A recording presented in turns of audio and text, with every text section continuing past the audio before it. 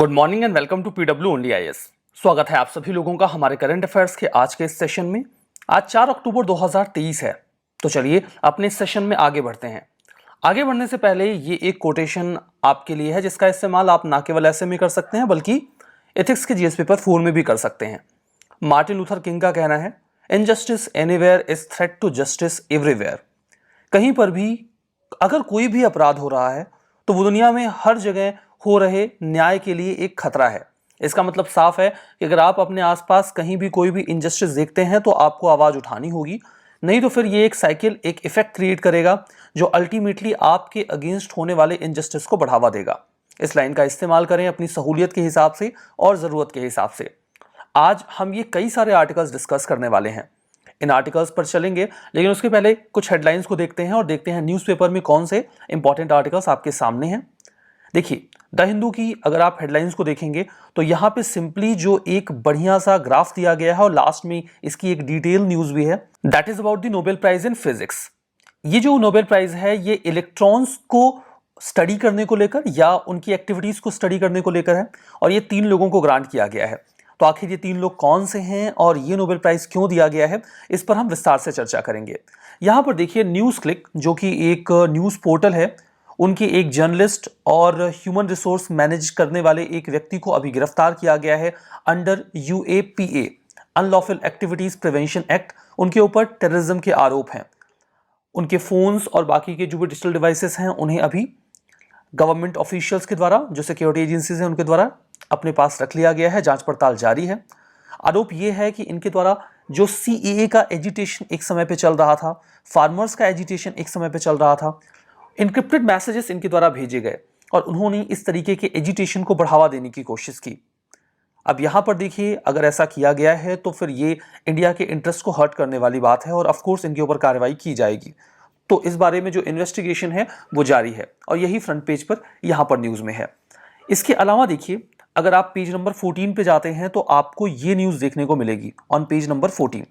अभी खबर ये आई है कि इंडिया ने कनाडा को ये बोला कि आप अपने जो 41 डिप्लोमेट्स यहां पर इंडिया ऑफिस में हैं उनको यहां से लेकर जाइए।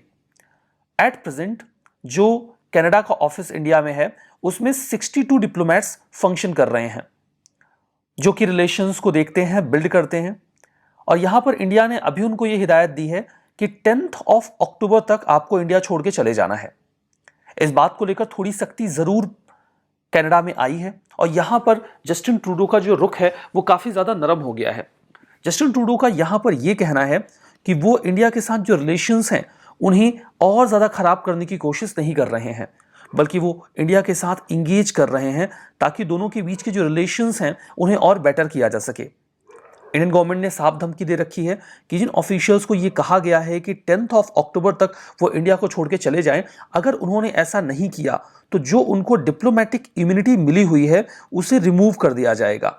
और डिप्लोमेटिक इम्यूनिटी का मतलब इन जनरल यही होता है कि जब भी कोई एक डिप्लोमेट एक दूसरे देश में सर्व करने जाता है तो उसे कई तरीके की सहूलियतें मिलती हैं, जैसे कि उसके ऊपर जो डोमेस्टिक लॉज हैं उनको नहीं थोपा जाता है। एट द सेम टाइम उनको अरेस्ट या डिटेंशन में भी इम्यूनिटी मिलती है, मतलब कि उन्हें अरेस्ट या डिटेन नहीं किया जा सकता है। लेकिन अगर उन लोगों ने गिवन टाइम पीरियड में इंडिया को नहीं छोड़ा तो ऐसे केस में उनकी ये सारी इम्यूनिटीज खत्म कर दी जाएंगी और वो एक आम नागरिक की तरह इंडिया में रह जाएंगे। यहां पर इंडिया और कनाडा के बीच के रिलेशंस थोड़े बहुत खराब होते नजर आ रहे हैं and that is because of the blames that has been imposed by Canada over India. जो उन्होंने आरोप लगाए कि कनाडा में एक आतंकवादी को मारने में इंडियन सिक्योरिटी एजेंसीज यानी कि रॉ का हाथ है, उसके बाद से जो चीजें हैं वो बिगड़ती चली गई हैं। जस्टिन ट्रूडो ने मे भी अपने पॉलिटिकल इक्वेशंस को देखते हुए, कनाडा के इलेक्शन को देखते हुए ये आरोप इंडिया के ऊपर लगाए हों, लेकिन अब ये उनको बैकफायर कर रहा है क्योंकि इसके बाद जब वो इंडिया के साथ अपने रिलेशंस को खराब कर रहे हैं तो ऑफ कोर्स जो वहां की पॉपुलेशन है वो भी उन्हें नापसंद करेगी और शायद जो उनका ऑब्जेक्टिव था एक पॉलिटिकल क्राइसिस क्रिएट करना, इससे उन्हें फायदा कम और नुकसान ज्यादा होगा। तो ये तो ट्रूडो का पूरा मामला है और उन्होंने ये कहा कि वो इंडिया और कनाडा के बीच के रिलेशंस ईज करने के एफर्ट्स कर रहे हैं। यहां पर एक और आर्टिकल मिलता है जहां पर वर्ल्ड बैंक के एक पेपर के बारे में बताया गया है। ये जो पेपर है ये हाईलाइट ये करता है कि 2014-15 में इंडियन गवर्नमेंट ने बहुत सारे एफर्ट्स शुरू किए ताकि जो विलेजेस हैं हम उन्हें ओपन डेफिकेशन फ्री बनाएं। और उन्हें ओडीएफ विलेज डिक्लेयर किया जाए। इन एफर्ट्स के संज्ञान में लगभग 100 मिलियन यानी कि 100 मिलियन टॉयलेट्स क्रिएट किए गए। एडवर्टाइज किया गया, लोगों को कन्विंस किया गया कि वो ओपन तरीके से डेफिकेट ना करें और ये जो टॉयलेट्स हैं इनका इस्तेमाल करें। और सही बात ये रही कि इन टॉयलेट्स का बहुत ही फ्रिक्वेंटली इस्तेमाल शुरू भी हुआ।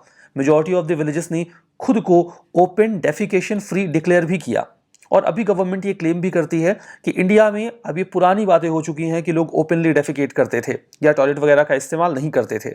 लेकिन अभी वर्ल्ड बैंक की ओर से एक पेपर तैयार किया गया है और ये जो पेपर है इसमें एक फैकल्टी मेंबर येल यूनिवर्सिटी के भी शामिल हैं। उनका ये कहना है कि जो ग्राउंड रियलिटी है वो थोड़ी सी डिफरेंट है और जो ग्राउंड रियलिटी है वहाँ पर लोग अभी भी जो इन टॉयलेट्स हैं उनका इस्तेमाल नहीं कर रहे हैं।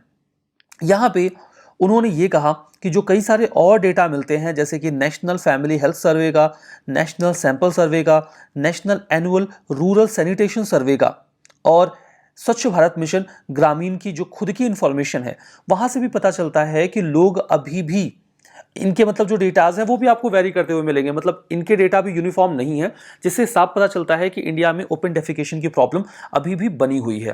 तो ये तो आर्टिकल्स आपके द हिंदू में दिए गए हैं। अब यहाँ पर देखिए ये जो फ्रंट पेज पर आर्टिकल है इसे खंगालते हैं जो फिजिक्स के नोबेल प्राइज के बारे में है। ये आर्टिकल देखिए यहाँ पर है। अभी 2 नोबेल प्राइज अनाउंस किए जा चुके हैं जिसमें एक अनाउंस किया गया था मेडिसिन के ऊपर, और मेडिसिन के ऊपर ये जो नोबेल प्राइज अनाउंस किया गया था उसे हमने डिस्कस भी किया था। ये एक नोबेल प्राइज फिर से अनाउंस किया गया है कल, जो आज के न्यूज़पेपर्स में काफ़ी हाईलाइटेड तरीके से दिया गया है। और ये जो नोबेल प्राइज है that is about physics. Physics में ये जो नोबेल प्राइज दिया गया है ये एक्चुअली में एटोसेकेंड जो फिजिक्स है उसके ऊपर दिया गया है। एटोसेकेंड फिजिक्स के ऊपर हम बात करेंगे। यहाँ पर 3 लोग हैं, पियरे एगोस्टिनी। यहाँ पर देखिए पियरे एगोस्टिनी, फेरेंक क्रॉस और एने ह्यूलियर। ये 3 लोग हैं जिन्हें ये नोबेल प्राइज दिया गया है। और ये नोबेल प्राइज इन्हें दिया गया है एटोसेकेंड पल्स जनरेट करने के लिए, एटोसेकेंड पल्स ऑफ लाइट। और इसका इस्तेमाल इलेक्ट्रोडायनेमिक्स जो होता है मैटर में उसे स्टडी करने के लिए किया जाएगा। अब ये एटोसेकेंड पल्स लाइट क्या है, इलेक्ट्रोडायनेमिक्स मैटर में क्या होता है, इसे मैं आपको आसान भाषा में बताऊंगा तो ही समझ में आएगा। इसके पहले मैं आपको ये बता देता हूं कि ये जो एटोसेकेंड साइंस है ना, एटोसेकेंड साइंस ये बहुत ही नया फील्ड है साइंस का। एटोसेकेंड साइंस आपने नैनो सेकेंड सुना होगा, मिली सेकेंड सुना होगा, लेकिन आज आपके सामने एक टर्म है दैट इज एटोसेकेंड। अब ये एटोसेकेंड क्या है और ये जो एटोसेकेंड साइंस है ये साइंस की एक ऑल टुगेदर डिफरेंट फील्ड है। ये कोई बहुत नई फील्ड नहीं है। इस फील्ड की जो शुरुआत है ये मुश्किल से 20 साल पहले होती है। 20 साल पहले एटोसेकेंड के ऊपर रिसर्च करनी शुरू की जाती है। इस रिसर्च की शुरुआत अगर आप देखो तो 1987 से होती है। 1987 में एने ह्यूलियर जो हैं ये एक्सप्लेन करने की कोशिश करते हैं थियोरेटिकली कि अगर हम एटोसेकेंड लाइट पल्स को जनरेट कर लें, एटोसेकेंड लाइट पल्स को अगर हम जनरेट कर पाएं तो इसकी मदद से हम किसी भी छोटे से छोटे पार्टिकल को स्टडी कर सकते हैं।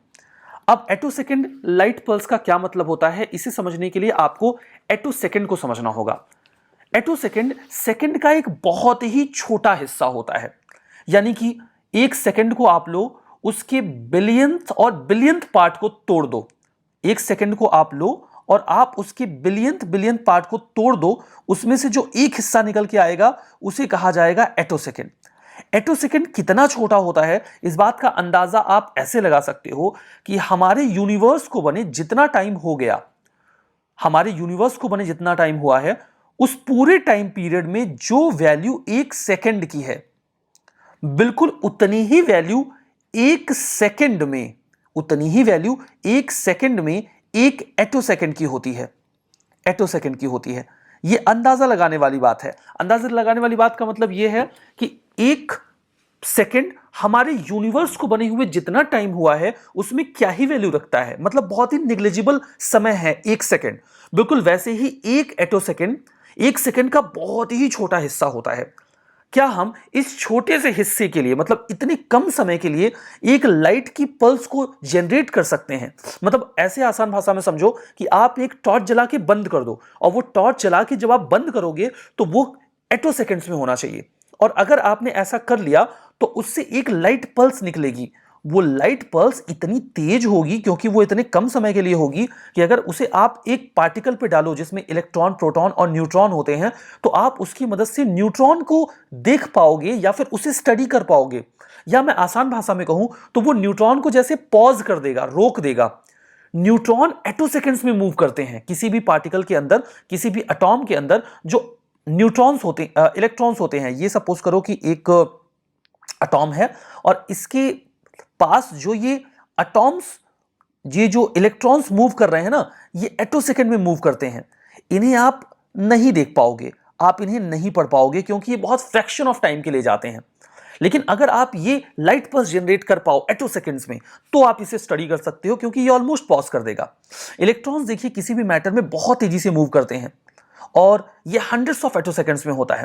तो एटो सेकेंड फिजिक्स की शुरुआत इसके बाद होती है, और फिर हम लगातार इस जुगत में लग गए कि हम इतने कम समय के लिए जो लाइट की पल्स है उसको जनरेट करने की कोशिश करें। थ्योरेटिकली एल्हुलर ने इस चीज को एस्टैब्लिश कर दिया। 2001 में डॉक्टर एगोस्टिनी ने एक सीरीज ऑफ पल्स जनरेट किया। मतलब इसमें देखो कई सारी पल्स थी, और ये जो कई सारी पल्स थी, इसको इन्होंने 250 एटो सेकेंड्स के लिए जनरेट किया। 250 एटो सेकेंड्स के लिए जनरेट किया, और ये एक पहली सक्सेस थी। लेकिन ये ग्रुप ऑफ पल्स थी, हमें तो एक पल्स चाहिए थी कुछ एटो सेकेंड्स की। ये काम अभी भी डॉक्टर एगोस्टिनी नहीं कर पाए। तो जो डॉक्टर एगोस्टिनी है, उन्होंने इतना काम तो कर दिया कि उन्होंने मल्टीपल पल्स को 250 एटो सेकेंड्स में जनरेट किया। इसके बाद काम आता है डॉक्टर क्रॉस का। डॉक्टर क्रॉस ने 2001 में ही डॉक्टर क्रॉस ने इनमें से एक एटो सेकेंड पल्स को आइसोलेट किया। और ये जो एटो सेकेंड पल्स थी, जैसे इसमें बहुत सारी हैं, इसमें से एक को उन्होंने आइसोलेट किया, और ये 650 एटो सेकेंड के लिए था। 650 एटो सेकेंड में उन्होंने एक लाइट पल्स को आइसोलेट कर लिया। मतलब एक लाइट पल्स, एक लाइट की बीम, जो महज 650 एटो सेकेंड के लिए जनरेट किया गया, और जब हमने इसे इलेक्ट्रॉन्स पर हिट किया तो हमें इलेक्ट्रॉन्स जैसे पॉज्ड कंडीशन में मिले। और तब हम समझ पाए कि आखिर एक एटॉम के विदिन ये इलेक्ट्रॉन्स कैसे बिहेव करते हैं, ये कैसे एनर्जी को ट्रांसफर करते हैं। आपको लग रहा होगा कि क्या ये एक बहुत बड़ी डिस्कवरी है? देखो मैं आपको एक छोटी सी बात बताता हूं, ये एटो सेकेंड फिजिक्स में एक बहुत ही बेसिक डिस्कवरी है। आई विल से कि अभी तो एटो सेकेंड फिजिक्स की शुरुआत ही हुई है, और यहां पर इन्होंने जो किया है ये बहुत बड़ा काम नहीं है, बल्कि ये तो एक शुरुआती डिस्कवरी है। लेकिन फिर भी ये बहुत ज्यादा इंपॉर्टेंट है, क्योंकि एटो सेकेंड फिजिक्स में अभी कुछ हुआ ही नहीं है। अभी तो इस पूरे फिजिक्स की स्ट्रीम की शुरुआत हुई है, और इस शुरुआत में अगर हम ये एटो सेकेंड बीम जनरेट कर पाए और उसकी मदद से हमने इलेक्ट्रॉन्स को पढ़ा, तो ये बहुत ही ज्यादा रिवोल्यूशनरी हो सकता है। रिवोल्यूशनरी कैसे हो सकता है? रिवोल्यूशनरी ऐसे हो सकता है कि आने वाले समय में हो सकता है कि हम इन इलेक्ट्रॉन्स के मूवमेंट को समझ पाएं कि ये कितनी तेजी से मूव करते हैं, और अगर हम उसे समझने के बाद उसमें बदलाव कर पाएं, तो हो सकता है कि हमारे पास आने वाले भविष्य में कुछ ऐसी इलेक्ट्रॉनिक डिवाइसेस हों जो बहुत तेजी से काम करती हों। तो इस पूरे फील्ड में एक बहुत बड़ी डिस्कवरी है, एक बहुत बड़ी खोज है, और इसीलिए इन तीनों साइंटिस्ट को दिया गया है नोबेल प्राइज। उम्मीद करता हूं कि मैं आपको एटो सेकेंड फिजिक्स और इन्होंने क्या डिस्कवर किया, क्या खोजा, वो समझा पाया हूंगा। देखिए यहां पर ये जो तीनों लोग हैं, इन्होंने एक्सप्लोर किया कि जो इलेक्ट्रॉन्स होते हैं किसी भी एटॉम या मॉलिक्यूल में, वो कैसे घूमते रहते हैं, और उसे एक्सप्लोर करने के लिए हमें बहुत कम समय के लिए लाइट की पल्सेस या लाइट की बीम्स चाहिए थी, और वो हमें चाहिए था एटो सेकेंड्स में, ताकि हम देख सकें कि इलेक्ट्रॉन्स कैसे एनर्जी को चेंज करते हैं, ट्रांसफर करते हैं। और यही इन तीनों साइंटिस्ट ने मिलकर किया। और मैंने आपको बताया कि इसकी शुरुआत किसने की? इसकी शुरुआत ह्यूलर ने की। कब? 1987 में। और 2001 में डॉक्टर एगोस्टिनी ने मल्टीपल पल्स को क्रिएट किया, और उसी साल, बिल्कुल उसी साल, जो दूसरे साइंटिस्ट डॉक्टर क्रॉस, उन्होंने एक पल्स को अलग कर लिया। इन्होंने जो मल्टीपल पल्स को क्रिएट किया था वो 250 एटो सेकेंड में किया था, और इन्होंने 650 एटो सेकेंड के लिए एक पल्स को अलग कर लिया, और फिर हमारा काम बन गया। ये जो एक्सपेरिमेंट था, ये जो एटो सेकेंड होता है, ये बहुत ही कम समय के लिए होता है। मतलब आप समझो कि ये 10⁻⁻18 जो सेकेंड है, उतने समय के लिए होता है। वही बात मैंने आपको बताया था कंपैरिजन, कि जो वैल्यू एक सेकेंड की पूरे यूनिवर्स के बनने में है, बिल्कुल वैसी ही वैल्यू एक एटो सेकेंड की एक सेकेंड के विदिन है। तो ये जो ब्रीफ पल्सेस होती हैं ये हमें कुछ इमेजेस प्रोवाइड करवा देंगी एटॉम्स के इनसाइड और जो मॉलिक्यूल्स के इनसाइड का स्ट्रक्चर है उसके बारे में, और फिर हम इन्वेस्टिगेट कर सकते हैं प्रोसेस को जो बहुत तेज होता है विद इन एटॉम, उसे आसानी से स्टडी किया जा सकेगा। तो ये तो एटो सेकेंड्स का पूरा मामला हमने डिस्कस किया और ये नोबेल प्राइज भी डिस्कस किया।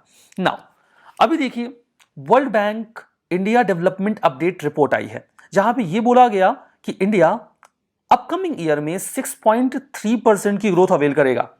इंडिया की इकोनॉमी 6.3% की ग्रोथ करंट फाइनेंशियल ईयर में अचीव करेगी और इंडिया का इन्वेस्टमेंट और डोमेस्टिक डिमांड स्मूथ चलता रहेगा। जो इन्फ्लेशन है वो आने वाले समय में थोड़ा बहुत घट जाएगा क्योंकि जो भी कमोडिटीज की कमी रही है उनकी सप्लाई के लिए गवर्नमेंट एफर्ट कर रही है। इंडिया का जो सर्विस सेक्टर है उसकी ग्रोथ 7.4% रहेगी और जो इन्वेस्टमेंट है वो भी 8.9% की ग्रोथ अवेल करेगा इस फिस्कल ईयर में। फिस्कल डेफिसिट भी कम होने की संभावना है, जो अभी 6.4% है वो घट के 5.9% पे आ जाएगा। जो पब्लिक डेट है इंडिया का टोटल वो जीडीपी का 83% के अराउंड रहेगा और जो हमारा करंट अकाउंट डेफिसिट है वो भी कम होकर 1.4% पे आएगा। मतलब ये जो पूरा वर्ल्ड बैंक का रिपोर्ट है, अपडेट है, ये काफी पॉजिटिव है इंडिया के इकोनॉमिक डेवलपमेंट को लेकर। एंड दे आर फीलिंग कि चाहे इंडिया की दुनिया की बाकी देशों की इकोनॉमी श्रिंक कर रही हो बट इंडिया की इकोनॉमी बहुत ही अच्छा परफॉर्म करने वाली है। वर्ल्ड बैंक की बात करते हैं तो वर्ल्ड बैंक को 1944 में ब्रेटन वुड्स कॉन्फ्रेंस में स्टैब्लिश किया गया, फाउंड किया गया, और जब इसे बनाया गया था तब इसका नाम IBRD था, यानी कि international bank for reconstruction and development. उसके बाद इसी के साथ IMF भी बना था। IBRD ही कई सारे और ग्रुप्स, कई सारे और ऑर्गेनाइजेशंस के साथ मिलकर वर्ल्ड बैंक में कन्वर्ट हो गया। तो पहले तो देखिए शुरुआत IBRD के साथ हुई थी, बाद में एक IFC बना, एक मीगा बना, एक ICSID बना, एक IDA बना, और इन सबको जब मिलाया गया तब बन गया वर्ल्ड बैंक। इन सबको मिला के वर्ल्ड बैंक बन गया। इसमें 189 मेंबर्स हैं और ये UN की स्पेशलाइज्ड एजेंसी भी है।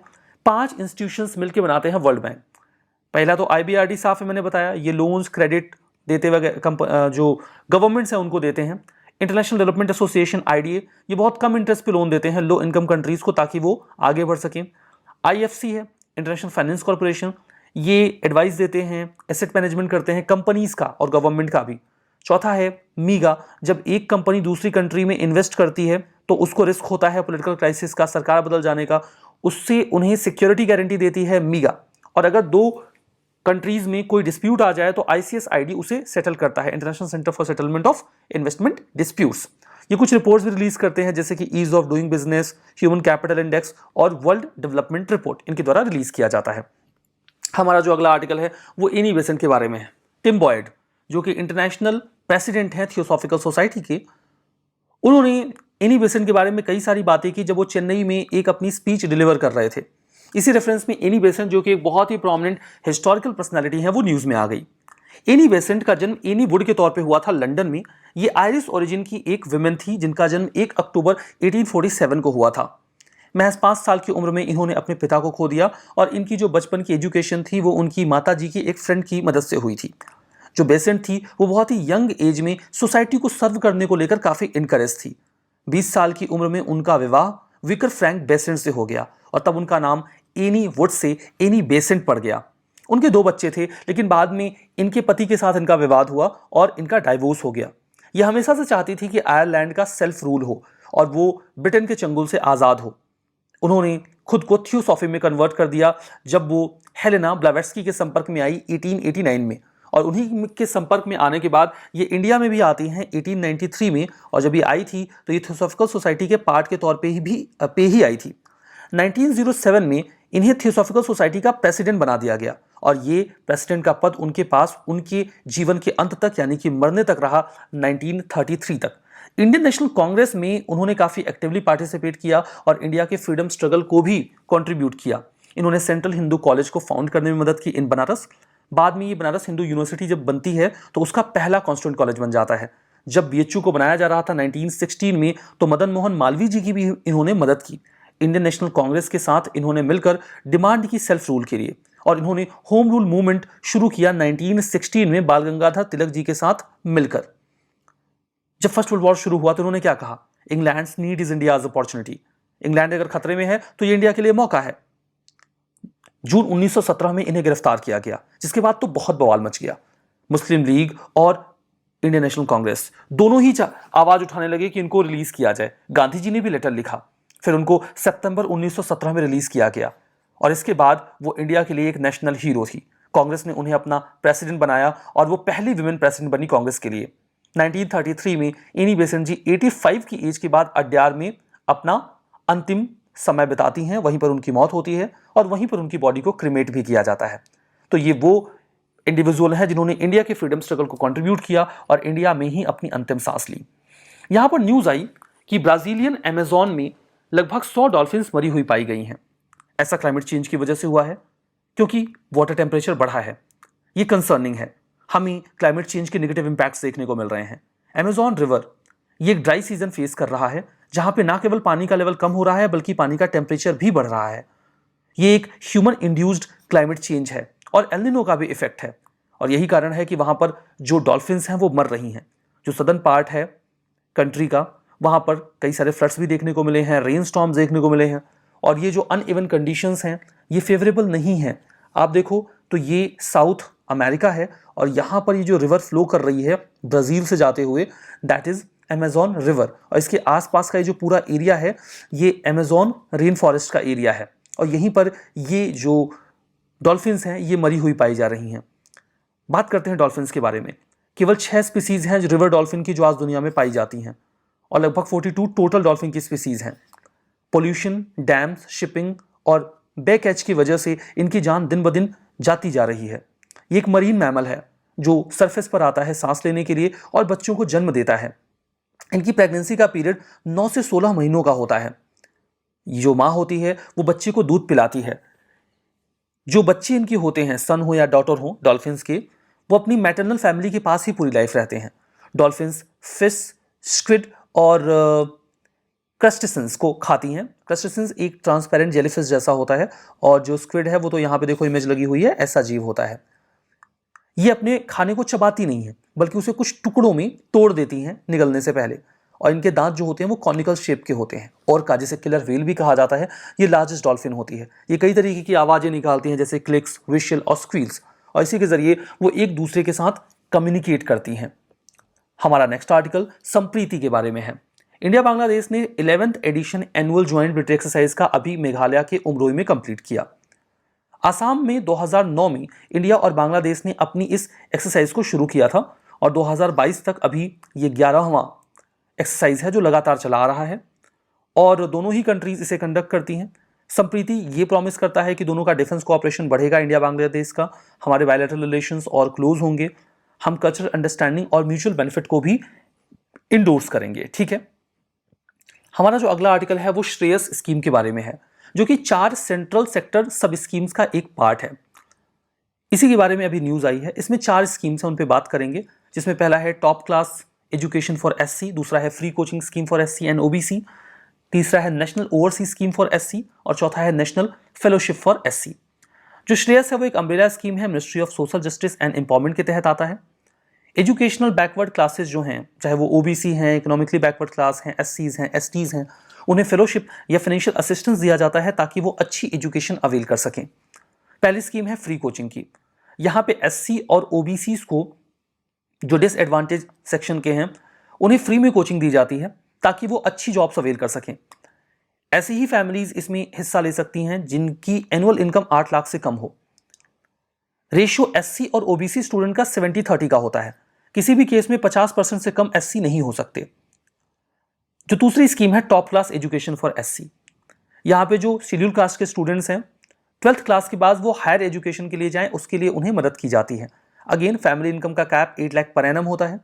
जो 266 हायर एजुकेशन इंस्टीट्यूशंस हैं उसमें उनकी ट्यूशन फीस, जो नॉन रिफंडेबल चार्जेस होते हैं, एकेडमिक अलाउंस है, सारे खर्चे सरकार उठाती है, जैसे आईआईटी, आईआईएम्स और एनआईटीज जैसे कॉलेजेस में भी। तीसरा है नेशनल ओवरसीज स्कीम।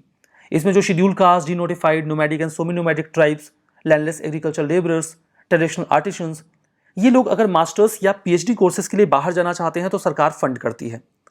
इनके 60% मार्क्स होने चाहिए, 35 से कम एज होनी चाहिए और जो 500 क्यूएस रैंकिंग का कोई भी इंस्टीट्यूट है अगर वहां पर ये एडमिशन सिक्योर कर लेते हैं तो खर्चा सरकार का। National fellowship for SC students, अगर कोई इंडियन यूनिवर्सिटी में ही एमफिल पीएचडी वगैरह कर रहा है ह्यूमैनिटीज में या साइंस में, तो 2000 स्लॉट्स हर साल होते हैं जहां पर उन्हें स्कॉलरशिप दी जाती है। उन्होंने नेट और जेआरएफ अगर क्वालिफाई नहीं किया होता है तो देखिए, जिन्होंने क्वालिफाई किया है सरकार उनको सीधे जेआरएफ क्वालिफाई किया तो स्कॉलरशिप मिलने लग जाती है। अगर केवल नेट किया है तो वो लोग इसके लिए अलाउड होते हैं, इस स्कीम के लिए, और वहां पर ये स्कॉलरशिप अवेल कर सकते हैं। हमारा जो नेक्स्ट आर्टिकल है वो जेम्स वेब टेलीस्कोप ने जो अभी एक ओरियन नेबुला में जुपिटर साइज का एक ऑब्जेक्ट देखा है उसके बारे में है। पहले मैं आपको बताता हूं ओरियन नेबुला क्या है। देखिए, हमारे आसमान में ना एक ऐसा स्ट्रक्चर दिखता है, ये स्टार्स का एक ग्रुप है, कॉन्स्टलेशन ऑफ स्टार्स, और इन स्टार्स को जब आप स्पॉट करोगे तो एक ऐसी आकृति बनती है जैसे कोई इंसान शिकार कर रहा है। ये कई सारे तारों से मिलकर बना है, जैसे मैं इसको स्पॉट कर रहा हूं। और ये जो स्ट्रक्चर तैयार होता है इसे ग्रीक माइथोलॉजी में ओरियन यानी कि एक योद्धा के तौर पे देखा गया जो शिकार करने जा रहा है। तो आसमान का ये जो स्ट्रक्चर बनता है ओरियन का, इस कॉन्स्टलेशन में हमें डस्ट का एक क्लाउड देखने को मिलता है इसी तारों के समूह के हिस्से में, जो कि हमारी अर्थ से बहुत दूर है। कितनी दूर है? यही कुछ 1350 लाइट ईयर्स की दूरी पर ये एक नेबुला है। नेबुला क्या होता है? स्पेस में डस्ट, धूल, इनका एक ग्रुप होता है गैसेस का, जो कि आयोनाइज्ड होते हैं। ये एक ऐसा हिस्सा होता है हमारे स्पेस का जहां पे तारे बनते हैं, ग्रह बनते हैं, मतलब वहां पे अभी एक यूनिवर्स का फॉर्मेशन चल रहा है। यहां पर जेम्स वेब टेलीस्कोप ने जुपिटर साइज का एक ऑब्जेक्ट देखा। शायद ये कोई प्लैनेट है जो वहां पे बन ही रहा है। खास बात यह है कि ये किसी स्टार का चक्कर नहीं लगा रहा, बल्कि ये तो दो ऑब्जेक्ट्स हैं जो आपस में ही एक दूसरे का चक्कर लगा रहे हैं। मतलब कि ये एक बाइनरी सिस्टम है। ये जो डिस्कवरी है ये काफी स्प्लेंडेड है। मैंने आपको बताया कि जो ओरियन नेबुला का ये हिस्सा है वो डस्ट पार्टिकल्स, गैसेस से बना हुआ है, जहां पे स्टार्स बन रहे हैं, प्लैनेट्स बन रहे हैं, अभी बने नहीं हैं। पहले साइंटिस्ट ये मानते थे कि जो नेबुला है वहां पे स्टार्स वगैरह जन्म लेते हैं गैस और डस्ट में, लेकिन यहां पर कोई प्लैनेट जैसा बनने वाला ऑब्जेक्ट नहीं हो सकता। लेकिन अब हमें जुपिटर जैसा एक ऑब्जेक्ट दिखा है जिससे लग रहा है वहां प्लैनेट बन रहा है। ये ऑब्जेक्ट पेयर्स में है, इंडिविजुअली नहीं है। और ये जो नई डिस्कवरी है इसे नाम दिया गया है जंबो, यानी कि जुपिटर मास बाइनरी ऑब्जेक्ट। ये इतने बड़े नहीं कि स्टार बन सके, तो टेक्निकली ये प्लैनेट बनने की प्रक्रिया में है और अभी बने नहीं हैं। नेबुला के बारे में बताया गया है कि ये जाइंट क्लाउड होता है डस्ट और गैसेस का, जिसमें हाइड्रोजन, हीलियम और कुछ और आयोनाइज्ड गैसेस होती हैं। ये बहुत ही चमकदार नेबुला हमें आसमान में देखने को मिल जाएगा इसी ओरियन कॉन्स्टलेशन में, तारों के। एक हंटर का शेप बनता है ग्रीक माइथोलॉजी में और उसी के ऊपर इसका नाम दिया गया है। हमारे आसमान के जो 10 सबसे चमकदार तारे हैं उनमें से 2 इस ओरियन कॉन्स्टलेशन में मिलते हैं, जिसमें एक का नाम रीगल है और दूसरे का बीटलगीज। ठीक है, जो ओरियन नेबुला है वो हमारी अर्थ से 1350 लाइट ईयर्स की दूरी पर है। ये तो मैंने आपको बता दिया। तो ये तो सारे आर्टिकल्स हमने डिस्कस किए। यहां पर है आपके पास क्वेश्चन। यहां पर देखिए, आप 2023 के इस क्वेश्चन को एड्रेस करने की कोशिश करें इन कमेंट बॉक्स। सेफेड्स, ये जाइंट क्लाउड है डस्ट का और गैसेस का इन स्पेस में। नेबुला, ये स्टार्स होते हैं जो बहुत चमकदार होते हैं और फिर डिम हो जाते हैं, और ऐसा पीरियोडिकली होता रहता है। पल्सर्स, ये न्यूट्रॉन स्टार्स होते हैं जो फॉर्म होते हैं जब कोई मैसिव स्टार अपना फ्यूल खो देता है और कोलैप्स कर जाता है। आपको यहां पे ये बताना है कि इनमें से कौन सा पेयर सही है, कौन सा गलत है। देखो, नेबुला के ऊपर एक आर्टिकल आया हुआ है और इसके ऊपर 2023 में ही यूपीएससी ने क्वेश्चन पूछा हुआ है, तो मैं एक्सपेक्ट करूंगा कि इसका आंसर आप मुझे कमेंट बॉक्स में दोगे। इन्हीं बेसिन के ऊपर 2013 में क्वेश्चन आया था। इन्होंने इंडिया में होम रूल मूवमेंट को शुरू किया, थियोसॉफिकल सोसाइटी की फाउंडर थी और इंडियन नेशनल कांग्रेस की एक बार प्रेसिडेंट रही। बताइए कौन सा गिवन स्टेटमेंट यहां पे करेक्ट है। मैं उम्मीद करूंगा कि आप ये दोनों ही क्वेश्चन कमेंट बॉक्स में आंसर करेंगे।